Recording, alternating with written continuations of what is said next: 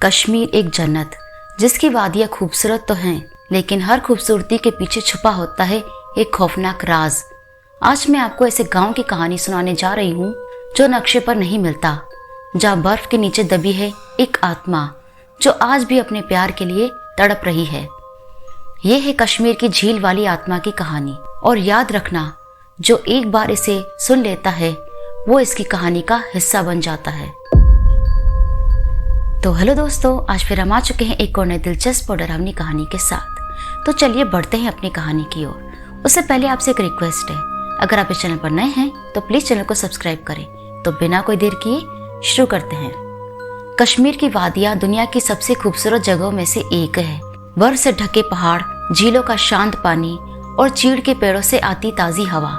पर कहते हैं ना, जहाँ सबसे ज्यादा सुंदरता होती है वहाँ सबसे गहरे राज भी छुपे होते हैं।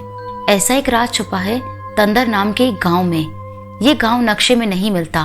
घने जंगलों और ऊंचे बर्फीले पहाड़ों के बीच बसा ये गांव न तो पर्यटकों के लिए खुला है और न ही कोई लोकल वहां जाने की हिम्मत करता है। तंदर गांव देखने में जितना ही शांत और प्यारा लगता है, असल में उतना ही भयानक और अजीब है।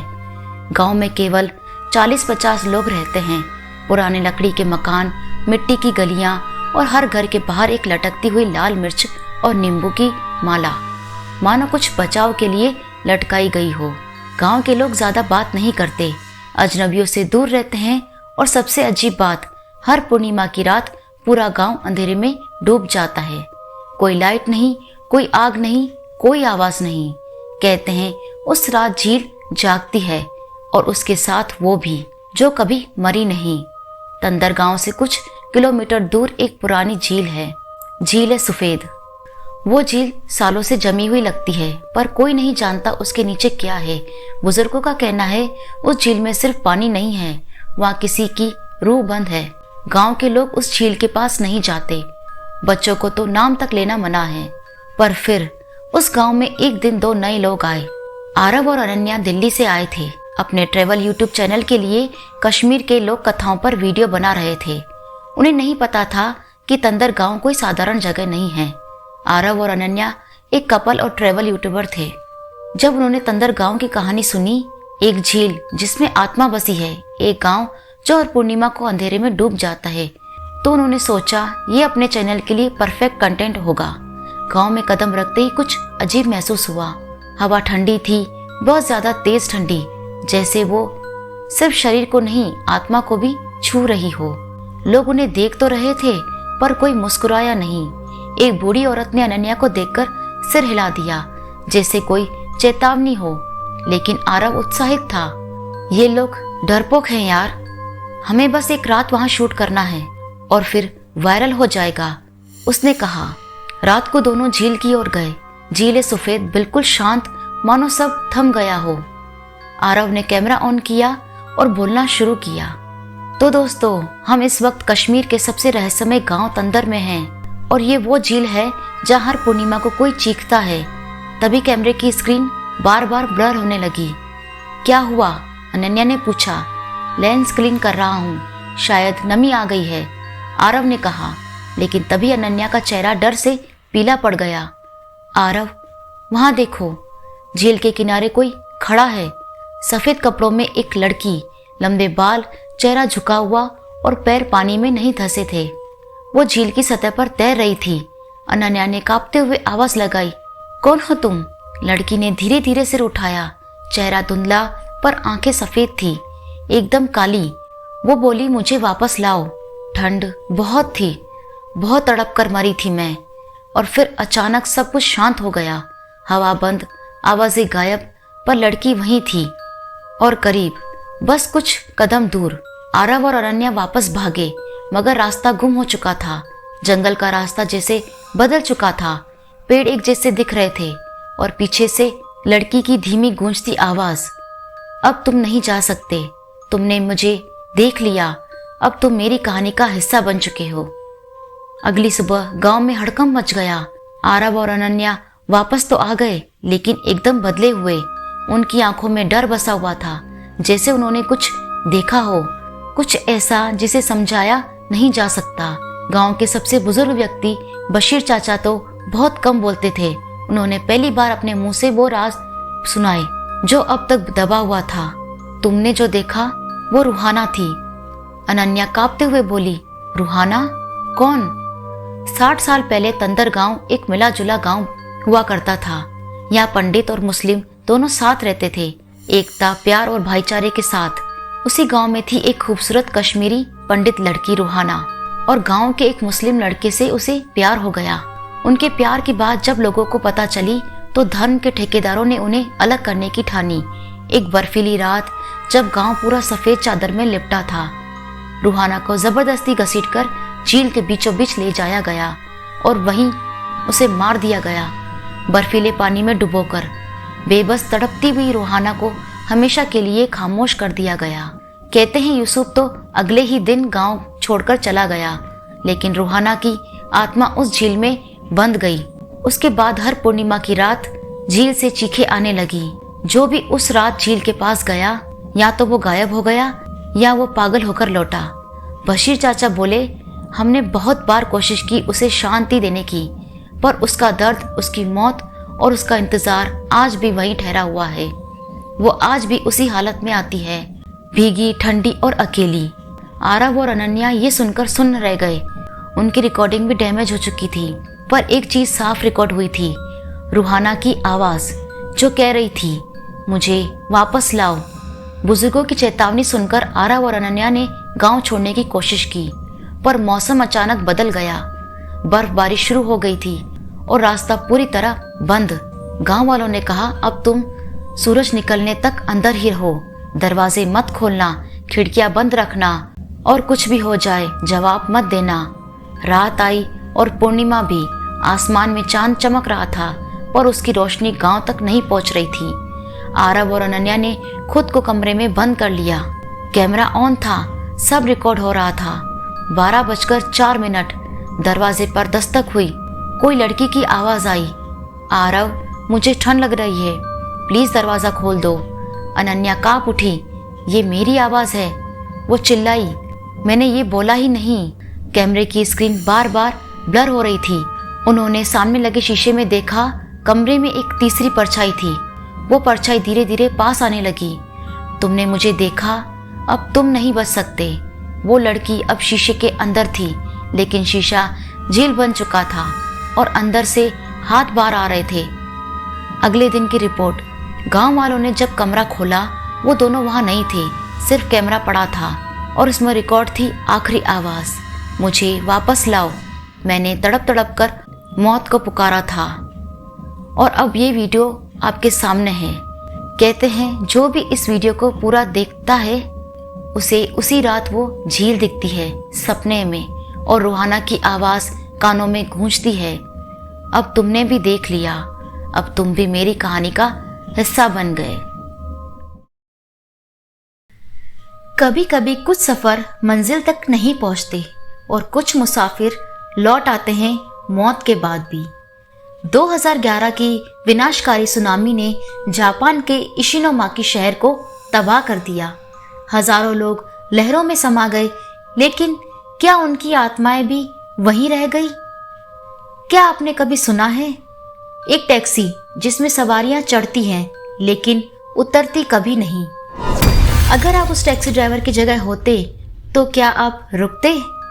तैयार हो जाइए, क्योंकि आज की कहानी सिर्फ एक डरावनी घटना नहीं, ये एक सच है जो इशिनोमाकी की सड़कों पर आज भी गूंजता है।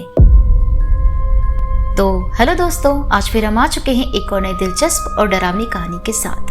तो चलिए बढ़ते हैं अपनी कहानी की ओर। उससे पहले आपसे एक रिक्वेस्ट है, अगर आप इस चैनल पर नए हैं तो प्लीज चैनल को सब्सक्राइब करें। तो बिना कोई देर किए शुरू करते हैं।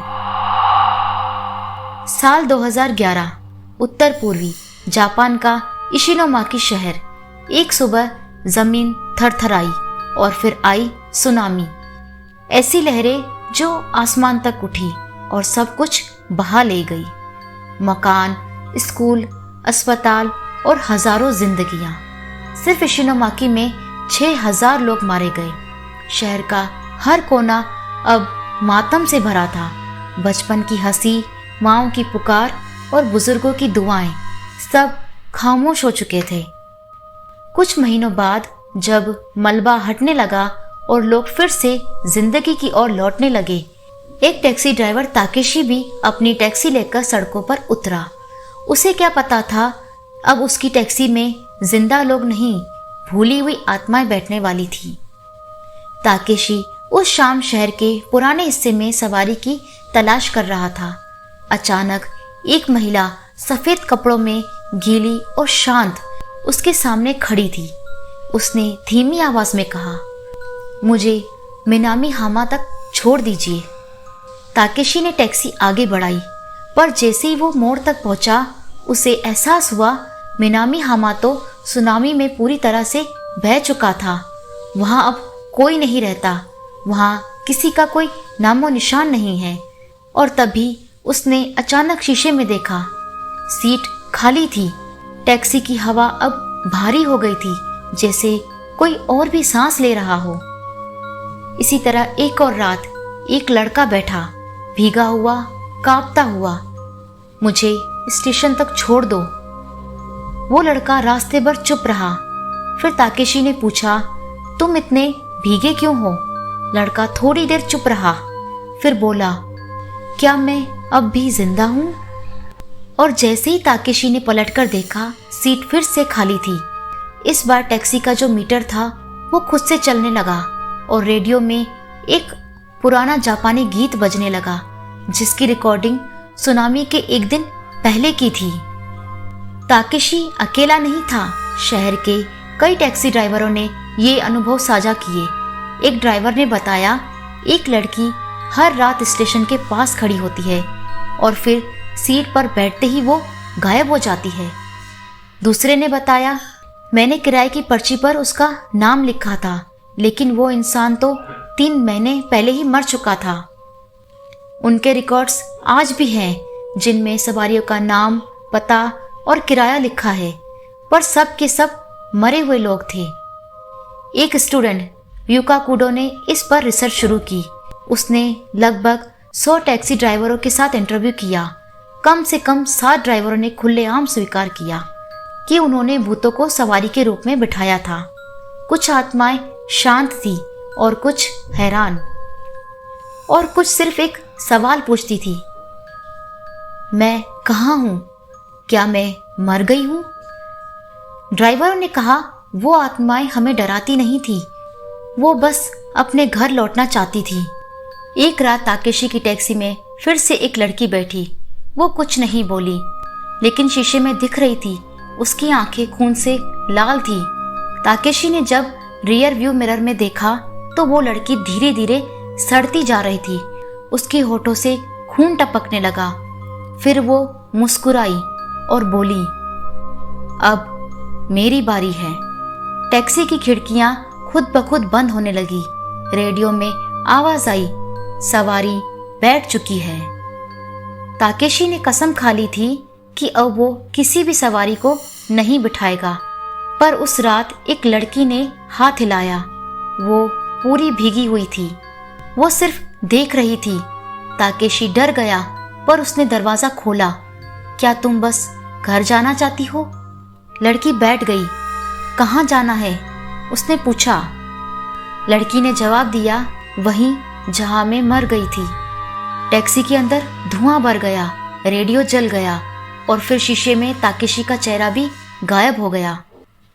जब उसने टैक्सी रोकी, लड़की जा चुकी थी, पर पीछे एक ठंडी आवाज गूंजी, धन्यवाद मुझे घर पहुंचाने के लिए। इशिनोमा की सड़कों पर कुछ आत्माएं आज भी भटक रही हैं। कुछ सफर मौत के बाद भी अधूरे रह जाते हैं और उन अधूरे सफरों को पूरा करने के लिए आत्माएं लौटती हैं। ला योरोना।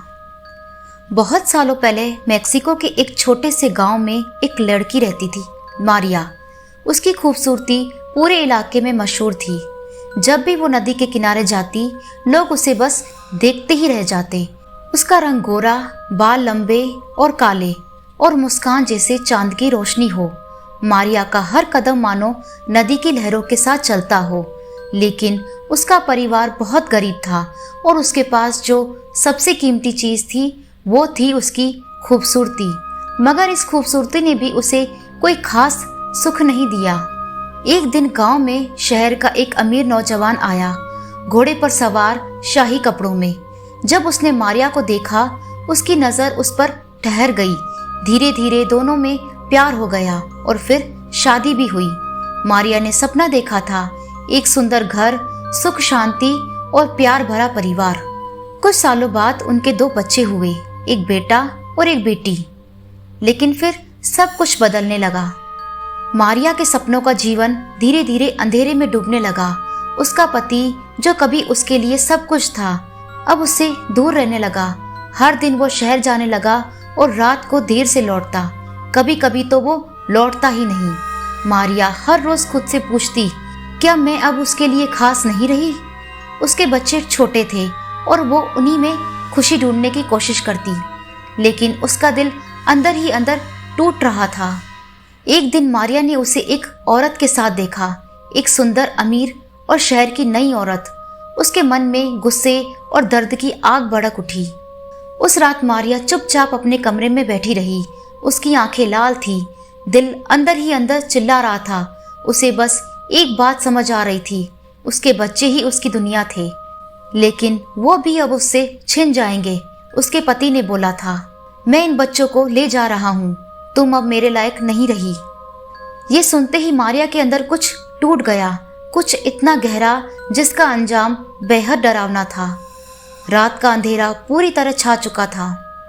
चांद कुछ ज्यादा ही चमक रहा था, जैसे किसी दर्द को बेनकाब करना चाहता हो। हवा में एक अजीब सी सर्दी थी और नदी का पानी शांत था, लेकिन मारिया के दिल में तूफान चल रहा था। वो अपने दोनों बच्चों का हाथ पकड़कर नदी के किनारे ले गई। बच्चे खुश थे, उन्हें लगा माँ उनके साथ खेलने आई है, जैसे पहले आया करती थी। लेकिन मारिया की आंखों में आंसू थे, चेहरे पर बेचैनी और मन में ऐसा अंधेरा जो उसने पहले कभी महसूस नहीं किया था। वो बच्चों के सिर पर हाथ फेरते हुए बोली, तुम लोग मुझे छोड़कर नहीं जाओगे ना? तुम मेरे हो ना? बच्चे मुस्कुराए। हाँ माँ, छोटी बेटी बोली, हम कहीं नहीं जाएंगे। उसी पल मारिया ने आंखें बंद की, एक गहरी सांस ली और अपने बेटे को उठाकर नदी के बीचों बीच धक्का दे दिया। पानी में हलचल हुई, एक छोटी सी चीख और सब कुछ शांत हो गया।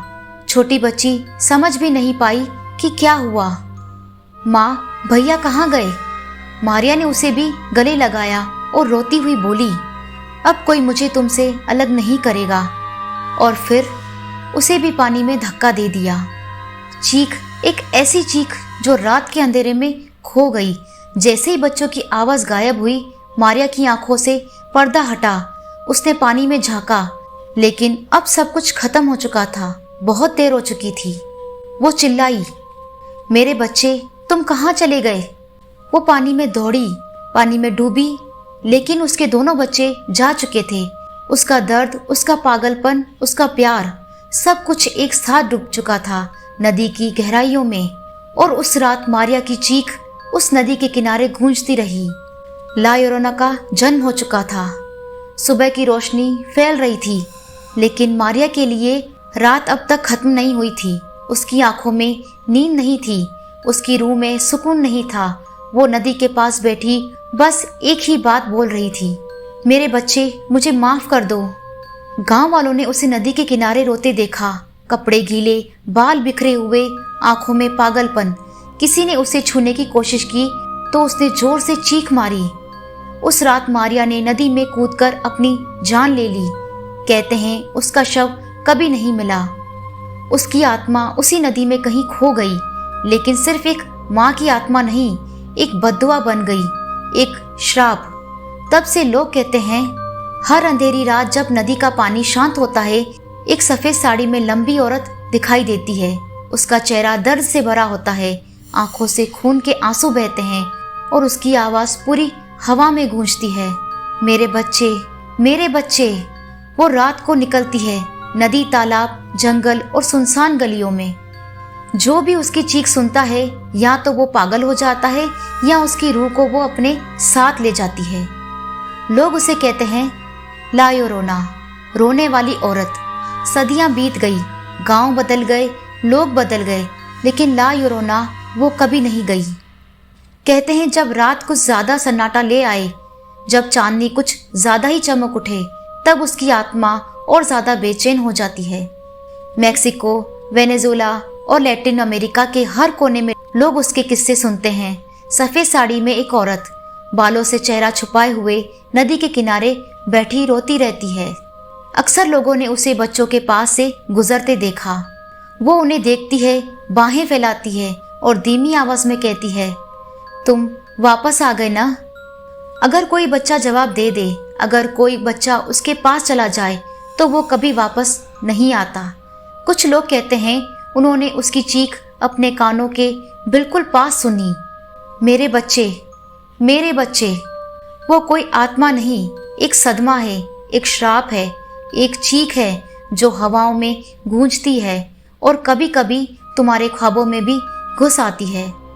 ला योरोना आज भी रो रही है और किसी को अपने साथ ले जाने के लिए तैयार बैठी है। मेरे पिता ने आखिरकार बताया कि उस दिन क्या हुआ था। कुछ रहस्य इतने गहरे होते हैं कि वो सालों तक दिमाग में एक छाया की तरह बने रहते हैं। मेरे बचपन की एक घटना ने मुझे हमेशा परेशान किया, लेकिन मेरे पिता ने कभी इसके बारे में खुलकर बात नहीं की। जब उन्होंने आखिरकार सच बताया तो मेरी रूह कांप उठी। तो हेलो दोस्तों, आज फिर हम आ चुके हैं एक और नई दिलचस्प और डरावनी कहानी के साथ। तो चलिए बढ़ते हैं अपनी कहानी की ओर। उससे पहले आपसे एक रिक्वेस्ट है, अगर आप इस चैनल पर नए हैं तो प्लीज चैनल को सब्सक्राइब करें। तो बिना कोई देर किए शुरू करते हैं। जब मैं 7 साल का था तो हमारे परिवार के साथ एक अजीब घटना घटी थी। उस रात मेरे पिता बेहद घबराए हुए थे। उन्होंने मेरी माँ और मुझे तुरंत घर छोड़ने को कहा और हम रातों रात किसी रिश्तेदार के घर चले गए। अगले दिन जब हम वापस लौटे तो सब कुछ सामान्य लग रहा था, लेकिन मेरे पिता पूरी तरह बदल चुके थे। वो पहले की तरह हंसमुख और जिंदादिल नहीं रहे। उनके चेहरे पर हमेशा एक तनाव बना रहता था और उन्होंने कभी नहीं बताया कि उस रात आखिर हुआ क्या था। मैं कई बार पूछता, लेकिन वो बस यही कहते, तुम अभी बहुत छोटे हो, जब सही समय आएगा तो मैं तुम्हें सब बता दूंगा। साल बीत गए और मैं बड़ा हो गया। मेरे पिता भी अब उम्र दराज हो चुके थे। एक रात जब हम साथ बैठे थे तो मैंने फिर से वही सवाल किया, पापा उस रात आखिर क्या हुआ था। उन्होंने गहरी सांस ली और कहा, अब समय आ गया है कि तुम सच्चाई जानो। वो डरावनी रात। उस रात जब हम सो रहे थे, मेरे पिता को अजीब आवाजें सुनाई दी। उन्होंने सोचा कि कोई चोर घर में घुस आया है। जब वो उठे और लिविंग रूम की ओर गए तो उन्होंने देखा कि मुख्य दरवाजा खुला हुआ था, लेकिन चौंकाने वाली बात ये थी कि कोई ताले को तोड़े बिना अंदर आया था। वो डर गए और उन्होंने पूरे घर की तलाशी ली, लेकिन उन्हें कोई नहीं मिला। उन्होंने इसे अपनी गलती मानकर दरवाजा बंद कर दिया और वापस सोने चले गए। लेकिन फिर आधी रात को वो बाथरूम जाने के लिए उठे और गलती से मेरे कमरे की तरफ देखा। वहां जो उन्होंने देखा उनसे उनका खून जम गया। मेरे बिस्तर के पास कोई बैठा था, एक काली परछाई जो मुझे एकटक घूर रही थी। उन्होंने तुरंत लाइट जलाई, लेकिन वहां कोई नहीं था। उन्होंने सोचा कि शायद उनकी आंखों का धोखा होगा, लेकिन जैसे ही उन्होंने लाइट बंद की, वो परछाई फिर से दिखी। अब उन्हें यकीन हो गया कि ये कोई सामान्य चीज नहीं थी। उन्होंने मेरी माँ को उठाया और हम तुरंत घर छोड़कर चले गए। मैं ये सुनकर हैरान था, लेकिन फिर मैंने पूछा, तो पापा वो कौन था? क्या कभी दोबारा ऐसा कुछ हुआ? उन्होंने मेरी आंखों में देखा और कहा, वो परछाई इंसान की नहीं थी। और हाँ, वो सिर्फ उस रात नहीं आई थी। जब भी मैं अकेला होता, मैं महसूस करता था कि कोई मेरे पीछे खड़ा है, कोई मुझे घूर रहा है। मैंने घबराते हुए पूछा, फिर आपने घर नहीं छोड़ा? उन्होंने कहा, मैंने एक साधु से मिलकर पूजा करवाई थी। उन्होंने कहा कि ये आत्मा उस घर में पहले से ही थी और हम जैसे ही वहां रहने आए, उसे कोई नया शरीर चाहिए था। शायद वो तुम्हें ले जाना चाहती थी। तुम्हें जो चाहिए था वो मैंने नहीं दिया। अब चले जाओ, पापा फुसफुसाए। अचानक कमरे की सारी लाइटें खुद ब खुद बुझ गई। एक अजीब सी ठंडक महसूस होने लगी और फिर एक डरावनी धीमी हंसी पूरे घर में गूंज उठी। मैं भयभीत होकर वहीं खड़ा रहा। तभी मुझे एहसास हुआ कि मैं इस स्थिति का शिकार नहीं हो सकता। मैंने वर्षों से अध्यात्म और ध्यान का अभ्यास किया था। मेरी ऊर्जा और आत्मिक शक्ति मजबूत थी। मैंने अपनी आंखें बंद की, गहरी सांस ली और अपनी ऊर्जा को जागृत किया। अचानक कमरे में हल्की रोशनी फैलने लगी। मैंने अपने भीतर की शक्ति को महसूस किया और उस अंधेरे को चुनौती दी। जैसे ही मैंने एक मंत्र का उच्चारण किया, वो परछाई जोर से चीख उठी। उसका रूप विकृत होने लगा, जैसे वो मेरी ऊर्जा को सहन नहीं कर पा रही हो। मैं आगे बढ़ा और दोनों हाथ जोड़कर अपनी पूरी चेतना से एक दिव्य प्रकाश उत्पन्न किया। अचानक आत्मा जोर से चिल्लाई और हवा में घुलने लगी। पूरा कमरा तेज रोशनी से भर गया और एक शक्तिशाली ऊर्जा ने आत्मा को जला दिया। कुछ ही क्षणों में सब कुछ शांत हो गया। मेरे पिता हैरान थे, लेकिन उन्होंने मेरी ओर गर्व से देखा। उन्होंने कहा, बेटा, तुम्हारी शक्ति ने आज हमें बचा लिया।